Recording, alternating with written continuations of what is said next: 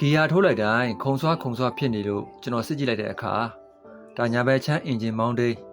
ပြတ်ထွက်နေတဲ့ပရိုပေါက်ကားလေးဖြစ်ပါတယ်။မောင်းတိန်နေအခုလိုစိုးဝါဘာကြောင့်ပျက်စီးရတာလဲ။ဒါကတော့မောင်းတိန်တက်တဲ့အခါမှာကျွန်တော်တို့ဒါပထမတက်တဲ့လူက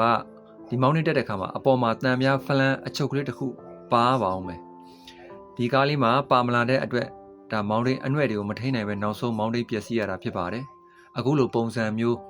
မောင်းတိန်ရဲ့အပေါ်မှာတန်ပြားဖလန်းအချုပ်ကလေးတစ်ခုပါအောင်မယ်။တချို့ဂျပန်ကျဝယ်လာတဲ့မောင်းတိန်တွေမှာအခုလိုပုံစံမျိုးအပေါ်တန်ပြားဖလန်းအချုပ်မပါတဲ့အခါမှာဂီယာထိုးလိုက်တိုင်းဒီအနှဲ့တွေကိုမထိန်ပဲနောက်ဆုံးမောင်းတိန်ဆိုးဝါအခုလိုပုံစံမျိုးပြတ်ထွက်ပြီးတော့မောင်းတိန်တက်တန်းတွေကိုတိုးစေတာဖြစ်ပါတယ်ခင်ဗျာအဲ့တော့မိမိကားမှာရောအခုလိုတန်ပြားဖလန်းအချုပ်ကလေးပါလားဆိုတာကိုဘောနဘုံဖွင့်ပြီးတော့စစ်ကြည့်ပါအောင်ခင်ဗျာအားလုံးလည်းဘဟုတုဒရရှိကြပါစေအန်ရကင်းလို့လည်းဘေးရှင်းကြပါစေခင်ဗျာ